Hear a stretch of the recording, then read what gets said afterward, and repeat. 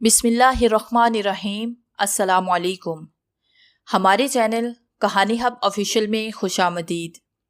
ناظرین، میں آج آپ کے لیے انتہائی خوفناک اور دلچسپ کہانی لے کر آئی ہوں، لیکن کہانی شروع کرنے سے پہلے آپ سے گزارش ہے کہ اگر آپ نے ہمارا چینل سبسکرائب نہیں کیا تو آپ ہمارے اس چینل کو سبسکرائب کر لیجئے اور بیل آئیکن کو بھی پریس کر لیں تاکہ ہر نئی آنے والی ویڈیو بآسانی آپ تک پہنچ سکے۔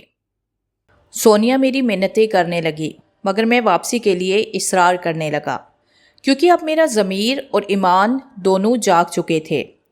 اتنے میں سونیا اٹھی اور بولی، براہ مہربانی جلدی سے لاکٹ اتار دو، وقت تیزی سے گزر رہا ہے، میں نے گھر بھی جانا ہے، اور میز کی جانب بڑھنے لگی۔ لالٹین کی مدھم روشنی میں نے پیچھے سے سونیا کو دیکھا تو اچانک میری نظر اس کے پاؤں پہ پڑی جو کہ الٹے تھے۔ میرے تو ہوش ہی اڑ گئے۔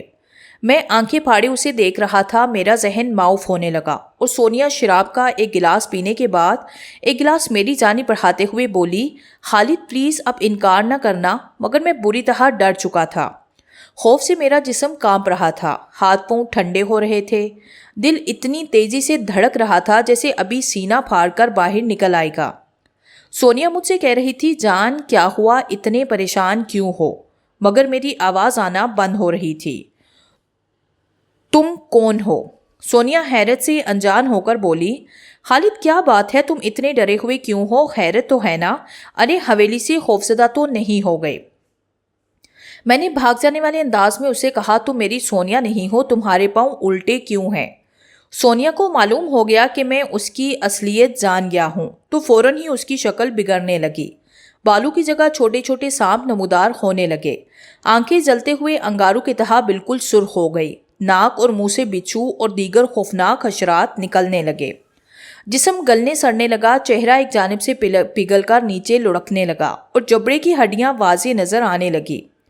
خوف اور دہشت کی وجہ سے میں اٹھ کر دروازے کی جانب بڑھا، مگر تیزی سے دیوار سے ٹکرا کے زمین پہ گر گیا۔ پھر اٹھ کر دروازہ ڈھونڈنے لگا، مگر حیرت انگیز طور پر کمرے میں کوئی دروازہ نہیں تھا، یعنی کہ یہ کمرہ اب چاروں طرف سے مکمل طور پہ سیل ہو چکا تھا۔ چاروں طرف صرف دیواریں ہی نظر آ رہی تھی، اور سونیا کے روپ میں وہ بدروح اب مکمل طور پہ چڑیل بن چکی تھی جو ہر حال میں مجھے ختم کرنا چاہتی تھی۔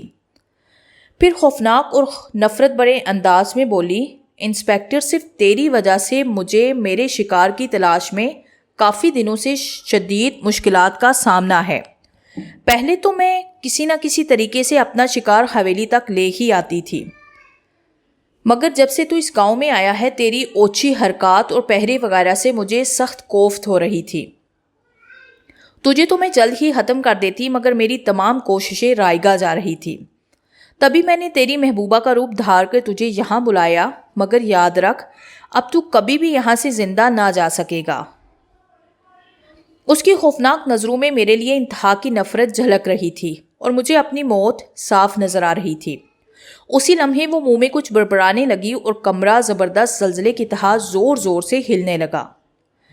کمرے میں موجود چیزیں اڑنے لگی۔ اس بھیانک چڑیل نے جب شیشے کے برتنوں کی جانب دیکھا تو وہ دیواروں سے ٹکرا کر ٹوٹ کر میری جانب بڑھنے لگے اور میں بری طرح زخمی ہونے لگا۔ کپڑے بھی جگہ جگہ سے پھٹ گئے اور جسم کے مختلف حصوں سے خون بہنے لگا۔ بہتے خون کو دیکھ کر للچائی ہوئی نظروں سے وہ میری جانب بڑھنے لگی۔ خوف سے میری سانسیں بند ہو رہی تھی، مگر میرے قریب آ کر وہ چیخ مار کر دور جا گرے اور نہایت ہی نفرت بھری شیطانی آواز سے بولی، انسپیکٹر تم صرف اس صورت میں اس بند کمرے سے نکل سکتے ہو اگر اپنے گلے میں موجود لاکٹ کو اتار پھینکو۔ اس کی بات سن کر میں سارا معاملہ سمجھ گیا کہ اس مبارک لاکٹ کی موجودگی میں یہ خوفناک چڑیل میرا کچھ بھی نہیں بگاڑ سکتی، لہٰذا میں نے آیت قرآنی کا وٹ کرنا شروع کیا۔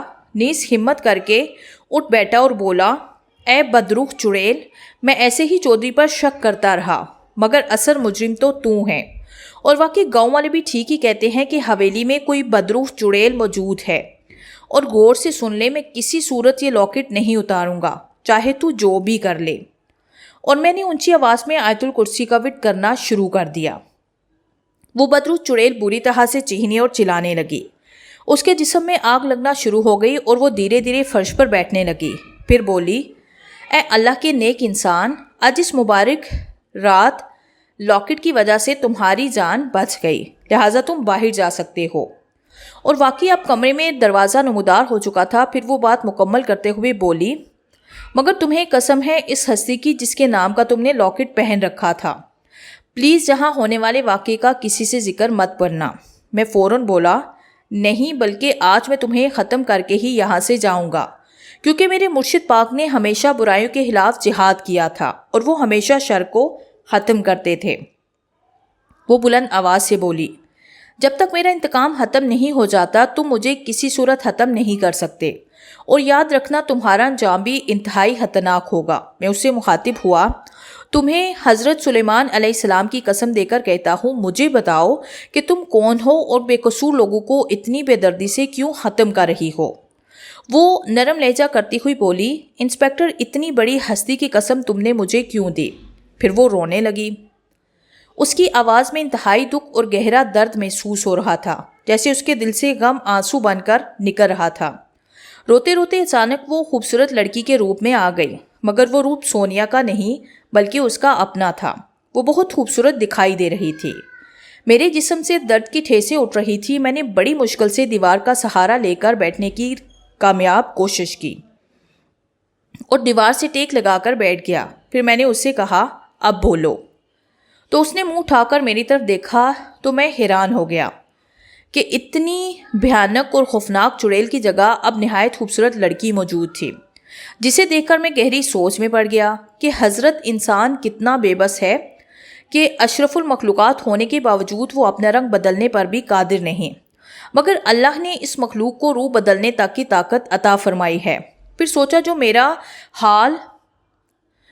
جو میرا پروردگار کرتا ہے بہت بہتر کرتا ہے، اس لیے ہمیں ہر حال میں خدائے واحد کی رضا کے آگے سر تسلیم ہم کرنا چاہیے، کیونکہ میں بھی ایک کامل انسان کی وجہ سے ہی آج زندہ بیٹھا ہوا تھا۔ پھر وہ دھیرے سے بولی، انسپکٹر صاحب، میں نے آج تک جتنے بھی لوگوں کو قتل کیا ان سب کا ذمہ دار چودھری ہے۔ میں فوراً حیرت سے بولا، وہ کیسے؟ کیونکہ شروع سے میں بھی اسی پر شک کر رہا تھا۔ وہ گہرا اور لمبا سانس لے کر بولی، میرا نام رضیہ تھا، میرے گھر والے پیار سے مجھے رجو کہہ کے پکارتے تھے۔ ہم لوگ ساتھ والے گاؤں میں رہائش پذیر تھے۔ ہم لوگ بہت عزت دار اور خوشحال زندگی بسر کر رہے تھے۔ ہم سب چچا وغیرہ تایا کے ساتھ اکٹھے ہی رہتے تھے۔ گھریلو اختلافات کے باوجود ہم سب ہمیشہ ایک دوسرے کے دکھ درد میں شریک ہوتے تھے۔ گرچہ کہ زندگی جنت کی طرح گزر رہی تھی۔ ایک شام میں کسی ضروری کام کی وجہ سے گھر سے باہر نہر کے قریب سے گزر رہی تھی کہ گاڑی سے دوا ہلکار نکلے اور مجھے زبردستی گاڑی میں بٹھا کر کسی نامعلوم مقام پر لے گئے۔ انہوں نے میرے ناک پر کوئی کپڑا رکھا، جس کے بعد مجھے ہوش نہ رہا اور میں مزاحمت کرنے سے محروم ہو گئی۔ جب مجھے ہوش آیا تو میں نے اپنے آپ کو اسی کمرے میں پایا جہاں ہم موجود ہیں۔ رات کافی بیت چکی تھی۔ ابھی مجھے ہوش آئے تھوڑا ہی وقت گزرا تھا کہ 3 آدمیوں سمیت چودھری کمرے میں داخل ہوا اور آتے ہی شیطانی انداز میں بولا، رجو کیسی ہو میری جان؟ تمہارے حسن نے تو مجھے پاگل ہی کر دیا ہے۔ تمہیں تو میں نے کئی بار سمجھایا تھا کہ میری باہوں میں آ جاؤ، مالا مال کر دوں گا، مگر تم مجھے ہمیشہ نظر انداز کر دیتی تھی۔ مگر آج تو میں پوری رات اپنی پیاس بجھاؤں گا۔ ارے دل تو کرتا ہے کھا ہی جاؤں تمہیں۔ چودھری کے خوفناک ارادے دیکھ کر میں نے روتے ہوئے اس کی منت سماجت شروع کی، مگر اسے مجھ پر ترس نہ آیا اور اس نے اپنے آدمی کی مدد سے مجھے بیڈ کے اوپر باندھ دیا اور میرے کپڑے اتارنے لگا۔ میں نے غصے سے اسے کہا، تو بہت مکار اور منافق ہے، گاؤں والوں کے سامنے بڑا نیک اور معزز بنا پھرتا ہے، یہ بھی نہیں سوچتا کہ تیری میرے جیسی ایک جوان بیٹی بھی ہے۔ تو شیطان ہے، لعنت ہے تم پر۔ یہاں سے باہر جا کر میں سب کو تیری اصلیت بتاؤں گی، ڈرتی نہیں میں تجھ سے۔ اور غصے سے پاگل ہو کر اس کے منہ پہ تھوک دیا۔ چودھری نے مجھے تھپڑ رسید کیا اور گالیاں دینا شروع کی۔ میں نہ جانے کیا کیا خطاب اسے دیتی رہی، مگر وہ غصے سے پاگلوں کی طرح میرے جسم کو نوچنے لگا، جیسے بھوکا کتا کھانے پر ٹوٹتا ہے۔ بے غیرت نے دل بھر کر اپنی ہوس پوری کی اور پھر باقی تینوں کتوں کو مجھ پہ چھوڑ کر براہ راست گناؤنا منظر دیکھتا رہا اور شراب پیتا رہا۔ جب سب کتوں نے اپنی ہوس پوری کر لی تو ایک کتا بولا، چودھری صاحب اس کا زندہ رہنا اب ہمارے لیے خطرناک ثابت ہو سکتا ہے، اس لیے اسے، چودھری نے بات کاٹتے ہوئے کہا، مار ڈالو اس کتیا کو اور اسی بیڈ کے نیچے گڑھا کھود کے دفن کر دو اور اوپر بیڈ رکھ دو۔ پوری زندگی کسی کو اس کی خبر تک نہ ہوگی، سالی مجھ پر یعنی چودھری رفاقت پر تھوکتی ہے۔ پھر مجھے بے دردی سے قتل کر کے اسی بیڈ کے نیچے دفن کر دیا گیا۔ اتفاق سے وہ رات اماوس کی رات تھی اور اسی نسبت سے شیطان اس رات حویلی میں کسی خاص عمل اور مقصد کی وجہ سے موجود تھا، جس نے کسی خاص عمل کی وجہ سے میری روح پر قبضہ کر لیا اور مجھ سے کہنے لگا، تمہیں بدلہ لینا ہے ان تمام حرام زادوں سے جنہوں نے تمہیں مکمل طور پہ برباد کر دیا، مگر یاد رکھنا تم اس حویلی کی 4 دیواری سے باہر نہیں نکل سکو گے۔ البتہ میں اپنی شکتیوں سے تمہیں ایک خاص شکتی دیتا ہوں، اور وہ یہ کہ تم کسی بھی عورت کا روپ دھار سکو گی اور ٹوٹ پڑو اپنے دشمنوں پر۔ تب میں نے ان تمام لوگوں کو ختم کرنے کا ارادہ کیا جو ہر کسی کی عزت سے کھیلنا اپنا مشغلہ سمجھتے ہیں۔ میں روزانہ سوچ سوچ کر روتی تھی کہ میرے والدین اور خاص طور پر میرے اکلوتے بھائی کا میری عدم موجودگی میں کیا حال ہوگا۔ لوگ تو یہی سمجھتے ہوں گے کہ شاید میں کسی آشنا کے ساتھ گھر سے بھاگ گئی ہوں۔ گاؤں والوں نے میرے متعلق طرح طرح کی باتیں کر کے میرے گھر والوں کی زندگی عجینن بنا دی۔ میرے گھر والے، پھر میں نے باقاعدہ اپنے کام کا آغاز کیا، اور پھر سب سے پہلے میں نے اپنی خاص شکتی سے ان تینوں کتوں کو حویلی میں بہت خوبصورت لڑکی کے روپ میں بلایا، اور وہ بغیرت ہوس کے مارے یہ بھی بھول گئے کہ انہوں نے یہاں کسی بے گناہ کو بے دردی اور صفاقی سے قتل کر کے دفن کیا ہوا ہے، لہٰذا باری باری ان ہوس کے ماروں کو قتل کر کے حویلی کے تالاب میں پھینک دیتی تاکہ لوگوں میں خوف و ہراس اور بے چینی دے کر مجھے تسکین ملے۔ میں نے بڑی کوشش کی کہ کسی طرح چودھری رات کے وقت حویلی میں آ جائے، مگر وہ بے حد ہوشیار ثابت ہوا۔ اسے کسی خاص عامل کی وجہ سے معلوم ہو چکا تھا کہ گاؤں میں ہونے والے تمام واقعات میں کسی بدرخ چڑیل کا ہاتھ ہے، اور وہ صرف رات کے وقت ہی کسی کو نقصان پہنچا سکتی ہے، اس لیے وہ کسی بھی صورت حویلی میں نہ آ سکا۔ میں جلد ہی ہوس کے مارے لوگوں کو ٹھکانے لگانے لگی۔ روگوں کو ورگنانے کے لیے روپ بدلنے والا ہتھیار میرے بہت کام آیا۔ کبھی میں کسی خوبصورت لڑکی کا روپ دھار لیتی اور کبھی ان کی محبوبہ بن جاتی، جس کی وجہ سے شکار آسانی سے میرے چنگل میں پھنس جاتا، اور پھر دھیرے دھیرے یہ بغیرت لوگ اپنے انجام کو پہنچ جاتے اور شکار کا خون شیطان پیتا اور مجھے مزید شکتیاں دیتا۔ باتیں کرتے کرتے وہ اچانک خاموش ہو گئی اور اپنے والدین کو یاد کر کے رونے لگی، اور میں سوچنے لگا، حیرت ہے ایسے لوگوں پر جو اللہ کی عائد کردہ حد سے تجاوز کرتے ہیں اور صرف چند لمحوں کی لذت کی خاطر اپنی زندگی گنوا دیتے ہیں۔ نیز یہ کہ زنا کی اتنی خطرناک اور بھیانک سزا ان کو دنیا میں ہی مل گئی تو آخرت میں ان کا کیا بنے گا؟ اور اپنے مالک و خالق سے دعا کرنے لگا کہ یا اللہ، تمام مسلمانوں کو مجھ سمیت زنا جیسے گناہ عظیم سے بچا اور مرنے والوں کے گناہ معاف فرما۔ پھر رجو بولی، کہاں کھو گئے انسپکٹر صاحب؟ میرے بولنے سے پہلے ہی وہ بولی، آپ بھی میرے ہاتھوں سے مارے جاتے مگر آپ کو مبارک لاکٹ نے بچا لیا۔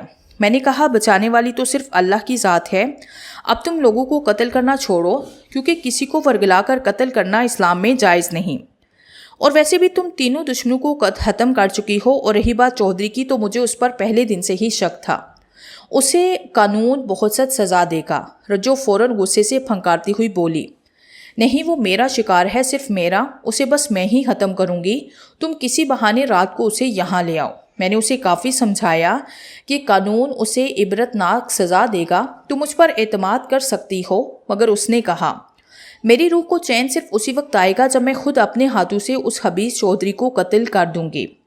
اسی لمحے میرے دل میں ایک بات آئی۔ میں نے رجو سے پوچھا، اگر تم چودھری کو ختم کر ڈالو تو کیا پھر بھی قتل و غارت کا سلسلہ جاری رکھو گی؟ رجو گہرا سانس لے کر بولی، ہاں، کیونکہ جب تک ہوس پرست شیطانوں کا اس گاؤں سے خاتمہ نہیں ہو جاتا میں چین سے نہیں بیٹھوں گی۔ میں نے پھر اسے حضرت سلیمان علیہ السلام کا واسطہ دیتے ہوئے کہا، اب تم کسی کو قتل نہیں کرو گی۔ وہ بولی، ایک تو آپ مجھے اتنی مبارک ہستی کا واسطہ دیتے ہو تو میں مجبور ہو جاتی ہوں، اوکے، مجھے منظور ہے، اب میں چودھری کے علاوہ کسی اور کو قتل نہیں کروں گی، مگر آپ کو مجھ سے وعدہ کرنا ہوگا۔ میں فوراً سسپینس سے بولا، ہاں بولو۔ رجو بولی، میں مسلمان ہوں، اس کمرے میں بیڈ کے نیچے میری بے گورو کفن لاش موجود ہے جسے اسلامی رسومات کے مطابق دفن نہیں کیا گیا، لہٰذا جب تک میری لاش کو باقاعدہ اسلامی طریقوں کے مطابق قبرستان میں دفن نہیں کیا جاتا میری روح یوں ہی بھٹکتی رہے گی۔ تو میں نے رجو سے کہا تو مجھے اپنا سمجھ کر مجھ پر اعتماد کرو، اس وعدے کو ضرور پورا کروں گا، مگر تمہیں بھی میری بات ماننا ہوگی۔ میری بات سن کر بلند آواز سے رونے لگی۔ جی میں ہر بات مانوں گی۔ میں نے کہا تم چودھری کے قتل سے باز رہو گی، میں بحیثیت بھائی اپنی بہن کے مجرم کو عبرتناک سزا دلواؤں گا، کیونکہ کوئی بھی غیرت مند بھائی اپنی معصوم بہن کی عزت لوٹنے والے کو نہیں بخشے گا۔ وہ گہری سوچ میں پڑ گئی اور میں نے موقع کی مناسبت سے اخلاقی اور دینی دلائل سے اسے قائل کرنے کی کامیاب کوشش کی۔ آخر وہ مان گئی اور میں اسے حوصلہ دیتے ہوئے حویلی سے باہر نکل آیا۔ تھوڑی ہی دیر میں اذان فجر شروع ہو گئی۔ میں نے مسجد میں باجماعت نماز ادا کی، پھر ناشتہ کر کے تھانے پہنچ گیا۔ کچھ ضروری کام نپٹانے کے بعد میں نے چودھری کو تھانے بلایا اور وہ آتے ہی بولا، انسپکٹر صاحب خیریت تو ہے نا؟ آج سویرے سویرے مجھے تھانے بلا لیا۔ میں نے چودھری سے کہا، مبارک ہو جناب، قاتل کا سراغ مل گیا ہے۔ چودھری کے چہرے سے حیرت اور مصنوعی خوشی واضح محسوس ہو رہی تھی۔ پھر چودھری بولا، یہ تو کافی اچھی بات ہے، قاتل کو ہر حال میں عبرتناک سزا ملنی چاہیے، جس نے کتنے ہی گھرانے اجاڑ دیے۔ میں فوراً بولا، ضرور ملے گی۔ میں نے دھیرے سے چودھری سے کہا، جناب مجھے نہایت افسوس کے ساتھ کہنا پڑ رہا ہے کہ ان تمام واقعات کے ذمہ دار آپ خود ہیں۔ اور پھر وہ حیرت سے اچھل پڑا، انسپکٹر صاحب وہ کیسے؟ میں تنزن اور پیار سے بولا، جناب رجو کو تو جانتے ہی ہوں گے۔ چودھری یہ بات سن کر چونک اٹھا۔ اس کی حالت اس کی گناہ کی تصدیق کے لیے کافی تھی۔ اس کی تو جیسے زبان ہی بند ہو گئی۔ میں نہیں جانتا کسی رجو کو، تم کیا کہہ رہے ہو انسپکٹر؟ پھر رات ہونے والا سارا واقعہ میں نے چودھری کو سنایا۔ اس نے میری بات نہ صرف ماننے سے انکار کیا بلکہ الٹا مجھے دھمکیاں دینے لگا کہ تم مجھے جانتے نہیں کہ میں تمہارے ساتھ کیا کر سکتا ہوں۔ تمہاری بچت اسی صورت میں ہے کہ تم اپنی زبان بند رکھو اور اصل قاتل کو بما ثبوت پکڑو، یہ ڈرامیاں بازیاں مت کرو۔ اور غصے سے دھمکیاں دیتا ہوا تھانے سے نکل گیا۔ ہیڈ آفس رابطہ کرنے سے پہلے میں چودھری سے ایک ملاقات کرنا ضروری سمجھتا تھا۔ پھر چودھری سے ملاقات کرنے کے بعد میں نے مکمل رپورٹ ہیڈ آفس پہنچا دی اور مزید نفری طلب کی تاکہ بھرپور اور فیصلہ کن کارروائی کرنے میں مزید آسانی ہو۔ میں نے گاؤں سے بزرگ لوگوں کو اکٹھا کر کے انہیں آگاہ کیا کہ کس طرح چودھری نے ایک معصوم اور بے گناہ لڑکی کی عزت لوٹ کر اسے قتل کر کے حویلی میں موجود ہمیشہ بند رہنے والے کمرے میں دفن کر دیا۔ اب اسی لڑکی کی بے چین روح گاؤں والوں سے بھیانک انتقام لے رہی ہے، مگر ان کی آنکھوں پر چودھری کے اعتماد کی پٹی بندھی ہوئی تھی۔ وہ الٹا مجھے برا بلا کہنے لگے کہ انسپکٹر صاحب کچھ شک نہیں کہ آپ ایک اچھے اور بہادر پولیس آفیسر ہیں، مگر ایک نہایت اچھے اور معزز انسان پر الزام لگانا آپ کو زیب نہیں دیتا۔ لیکن میں نے سخت لہجے میں ایک بار پھر چودھری سے درخواست کی کہ مجھے حویلی کا بند کمرہ کھولنے کی اجازت دے، مگر وہ اپنی ہٹ درمی پر قائم رہا۔ پھر میں نے اپنے سینئر سے رابطہ کر کے ان سے اس بند کمرے کو کھلوانے کے لیے خصوصی درخواست کی اور ساتھ ہی رجو کے گھر والوں کو اطلاع بھی کر دی، جسے سن کر رجو کی پوری بستی ہی تھانے پہنچ گئی۔ سب لوگ جمع ہو چکے تھے۔ کچھ جوشیلے نوجوان بھی پریت نگر سے ہمارے ساتھ مل گئے۔ نوبت خطرناک لڑائی تک پہنچ چکی تھی۔ پولیس کی تازہ نفری بھی آ چکی تھی۔ اب چودھری کے پاس صرف دو ہی راستے تھے، یا تو بند کمرے کھولنے دیتا یا اپنا گناہونا جرم قبول کر لیتا۔ آخر قانون کی سختی اور کچھ پورے علاقے کے مسلسل اصرار، بالخصوص چودھری کی اکلوتی بیٹی سونیا کی ضد پر، چودھری حویلی میں موجود کمرہ کھولنے پر آمادہ ہو ہی گیا۔ جلد ہی ہم سب حویلی کے اندر موجود تھے۔ ایک بہت بڑا ہجوم حویلی کے ارد گرد اور اندر موجود تھا۔ ان سب کا ایک ہی مطالبہ تھا کہ ہر حال میں قاتل کو پکڑ کر اسے عبرتناک سزا دی جائے۔ بڑی مشکل سے دروازہ کھولا گیا۔ دروازہ کھلتے ہی اندر سے بدبو کے ببوکے اڑنے لگے۔ کمرہ اندر سے انتہائی بوسیدہ اور غلیظ نظر آ رہا تھا، حالانکہ جب میں رجو سے ملا تھا تب یہ انتہائی خوبصورت نظر آ رہا تھا۔ پھر میں جلد ہی سمجھ گیا کہ رجو نے اپنے شکار پھانسنے کے لیے اس کمرے کو مصنوعی راستہ کیا ہوگا۔ پھر رجو کی بتائی ہوئی جگہ سے لاش نکال لی گئی، جو حیرت انگیز طور پر بالکل سلامت اور تازہ محسوس ہو رہی تھی، اور لاش نکلتے ہی کمرے میں موجود بدبو انتہائی خوبصورت خوشبو میں تبدیل ہو گئی، جسے ہر سمجھدار آدمی نے واضح محسوس کیا شاید یہ رجو کی بے گناہی ثابت کرنے کا ذریعہ تھی۔ میں نے چودھری کے کاندھے پہ ہاتھ رکھ کر کہا، جی چودھری صاحب، اب آپ کیا کہتے ہیں؟ تو وہ فوراً ہٹ درمی پہ اتر آیا۔ میرا اس قتل سے کوئی تعلق نہیں، مجھے لگتا ہے کہ یہ میرے دشمن کی چال ہے، اور انسپکٹر تم بھی ان سے ملے ہوئے ہو تاکہ مجھے پھنسایا جا سکے۔ اور لوگوں سے متوجہ ہو کر خود کو بے گناہ ثابت کرنے کے لیے جھوٹی قسمیں کھانے لگا۔ اسی وقت کمرے سے ایک سیاہ دھواں بلند ہونے لگا اور دیکھتے ہی دیکھتے ایک سیاہ سایہ نظر آنے لگا۔ سارے ہجوم کی سسپینس سے بھرپور نظریں اس سائے پر مرکوز تھیں۔ پھر اس سائے سے رجو کی آواز بلند ہوئی جو چوہدری سے مخاطب ہوئی، خبیث چوہدری، اپنے گناہ کا اقرار فوراً سب کے سامنے کر ورنہ ابھی تجھے جہنم رسید کرتی ہوں۔ آواز میں سختی، نفرت، غصہ اور رعب شامل تھا۔ خلاف توقع چوہدری نے اب بھی ہر درمی کا مظاہرہ کرتے ہوئے انکار کیا۔ دراصل وہ ہر حال میں اپنا برم سب کے سامنے رکھنا چاہتا تھا۔ پھر دیکھتے ہی دیکھتے اس سائے نے چوہدری کو وہاں سے اٹھانا شروع کیا اور کافی بلندی پر لے گیا اور چوہدری گھبرا کر چیخے مارنے لگا۔ تب رجو نے چوہدری کو آخری بار خبردار کیا کہ اپنے جرم کا اعتراف کر ورنہ ابھی چھوڑ دوں گی۔ تو اس پر فوراً چوہدری سب کے سامنے اونچی آواز میں بولا، ہاں میں اپنے گناہونے جرم کا اقرار کرتا ہوں کہ میں نے ہی رجو کی عزت لوٹ کر اسے قتل کروا ڈالا تھا۔ اور رجو کے کہکہوں کی آوازیں فضا میں بلند ہونے لگی جس میں خوشی اور غمی دونوں کا یکساں اظہار محسوس ہو رہا تھا۔ پھر رجو نے مجھے مخاطب کرتے ہوئے چوہدری کو تالاب کے قریب زمین پہ رکھ دیا اور کہا، بھائی خالد، اب آپ خود اسے سزا دلوائیے اور میری لاش کو غسل دے کر باقاعدہ نماز جنازہ پڑھ کر اسلامی رسومات کے عین مطابق قبرستان میں دفن کر دیں تاکہ میری روح کو حقیقی خوشی میسر ہو۔ پھر میں نے کانسٹیبل سے کہا، چوہدری کو گرفتار کر لو، مگر قدرت کو کچھ اور ہی منظور تھا۔ ابھی کانسٹیبل آگے بڑھنا ہی چاہتا تھا کہ حویلی میں موجود ایک بہت بڑے اور پرانے درخت سے ایک سیاہ سانپ بالکل چوہدری کے اوپر گرا اور چوہدری کو 3-4 بار مختلف جگہوں سے ڈس لیا اور چوہدری چند ہی لمحوں میں تڑپ تڑپ کا لقمہ اجل بن گیا اور اپنے انجام کو پہنچ گیا۔ پھر ہم سب نے مل کر رجو کی میت کو اس کی تمام خواہشات کے مطابق قبرستان میں دفن کیا۔ اتفاق سے دونوں یعنی رجو اور چوہدری کی قبریں بالکل ساتھ ساتھ بنیں۔ فاتحہ پڑھتے وقت مجھے آسمان کی جانب سفید اور پرنور دھوئیں سے رجو انتہائی خوش ہو کر الوداع کہہ رہی تھی اور تھوڑی دیر میں وہ میری آنکھوں سے اوجھل ہو گئی۔